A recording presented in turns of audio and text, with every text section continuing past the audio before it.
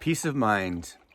This is something that I have learned over 30 years of practicing being in the moment that comes from accepting oneself and the circumstance we find ourselves in without condition. And yes, this is a practice because there are a lot of stressful experiences that happen in life. And for me, an example of self-love is to be able to tune in to the truth of myself and use myself as a barometer of peace. Instead of my external environment, I can choose where to place my attention and how to relate with my own physiology.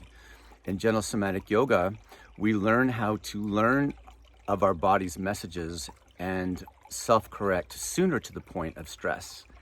So I hope those of you that have found this page and you're interested in exploring, that the first thing to do is just choose every day to take some time for yourself. And, like right now, I'm in this beautiful place in nature, and just allow the beauty to come into yourself and allow your physical body to experience the sensations of what it feels like to be peaceful, and allow this to be your barometer. So it's inevitable that throughout life, we're going to experience some life challenges.